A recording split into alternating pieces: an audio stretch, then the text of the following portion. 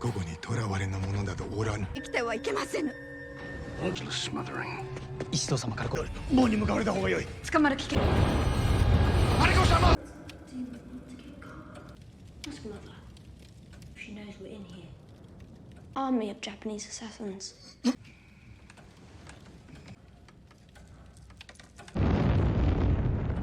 安心殿、起きるのじゃ。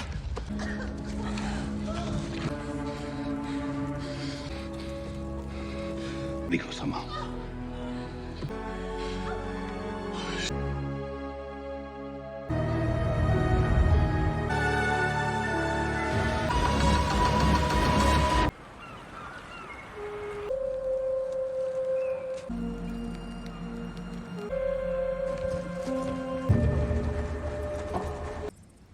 マリコ殿は抗議文でござります。江戸を抜け出し戦の支度を肝心なのは知れぬと思うとに終止符を打つことこそ我らのあの者が明智家の身内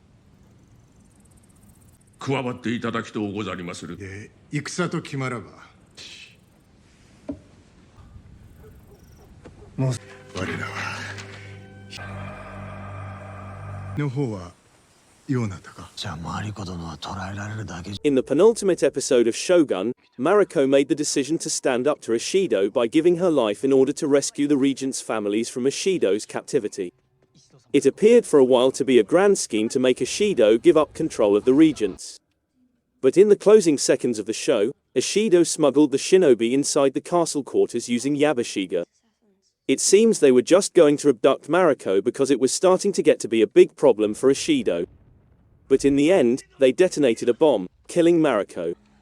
In the last episode of Shogun, let's see how her passing affects the paths taken by Yabashiga, Jon, Toranaga, and Ishido.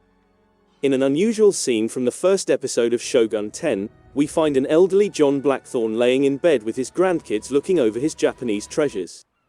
After, it is established that Mariko has passed away as the mini-series goes back to the explosion site.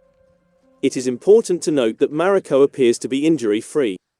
There was a door between her and the explosive device, and it detonated on her back. At their discussion about Mariko's passing, Ishido and the regents don't seem to be at ease with Ishido's strategies.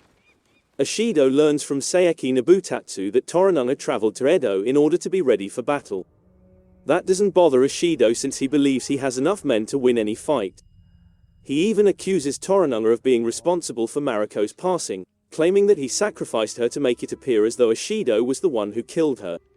Nevertheless, the Christian regents desire that Mariko be buried with honor. It is only until Lady Okiba asserts her will that Ishido agrees to this idea. Ishido tries to sidestep the conversation of Jon Blackthorne as well, claiming that he no longer concerns him. The superstitious regents begin to question Ishido's intentions when an earthquake strikes Osaka just as he is signing the papers to go to war with Toranaga. Ishido requests that Yabashiga get his troops ready in an attempt to express gratitude for his assistance. Nevertheless, it appears that Yabashiga's shell shock hasn't gone off, and the terrible results of his deeds have driven him insane. As Jon is being brought to Toranaga per Lord Kiyama's orders, the attention turns to him.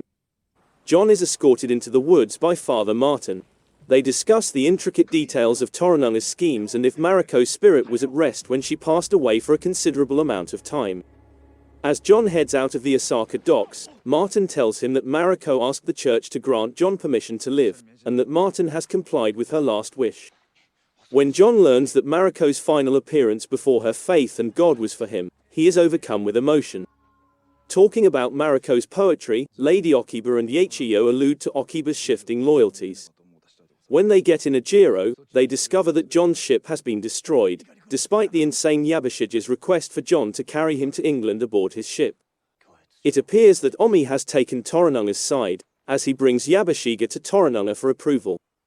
Jon is told by Miraji that it's conceivable the Christians destroyed his ship because they don't want him to assist Toranaga with its guns and consider him a heretic. It seems that Toranaga has searched all around Ajiro for these pirates. He gives Yabashiga the command to end his own life because he planned Mariko's demise. Yabashiga asks Toranaga to give Jon the opportunity to be his second. Toranaga declines the proposition on the grounds that Jon is still a Anjin, despite becoming a Hatamoto. Yabashige proposes that Toranaga be his second, and Toranaga agrees. When John and Fuji get back together, the way the scene is framed suggests that they are thinking of Mariko silently. Toranaga expresses gratitude to Shizu for keeping his kids safe. From Okiba, Kiri brings a message to Toranaga. Although it's ambiguous, it most likely indicates that she wants to support Toranaga in order to respect Mariko. John is informed by Fuji that she will be entering the nuncy after serving as his consort and fulfilling her obligation to Toranaga. After wishing her well, John urges her to schedule a meeting with Toranaga. It is similar to a scenario from a previous episode where Omi urged John to give up his firearms when Omi arrives to escort John. John and Fuji, however, aimed the firearms toward Omi. I believe Omi is surprised that John gives up his sword and rifle now that he has had them for so long.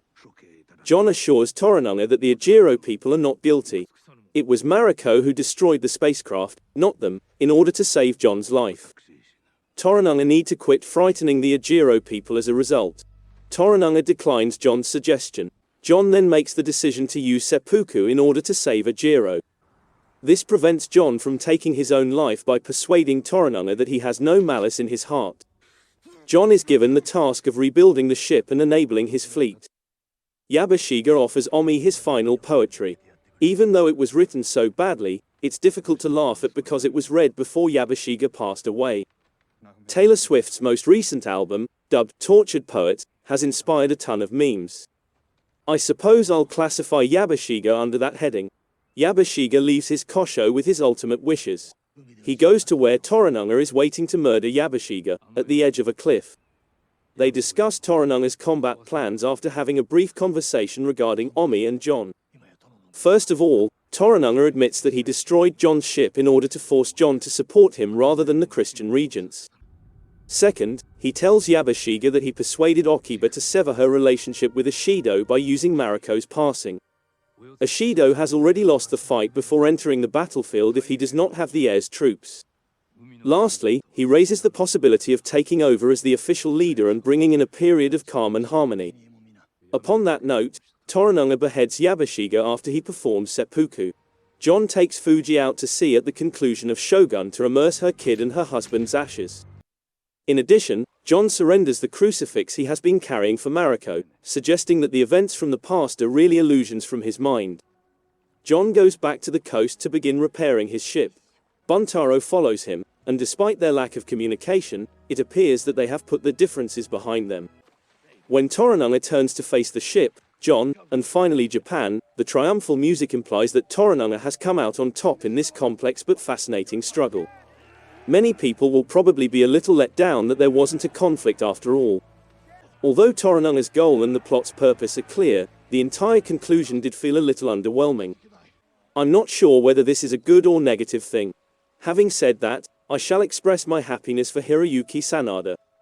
It is my goal that this exhibition inspires others to view his vast body of work, and my prayer is that he is able to play many more fascinating roles soon.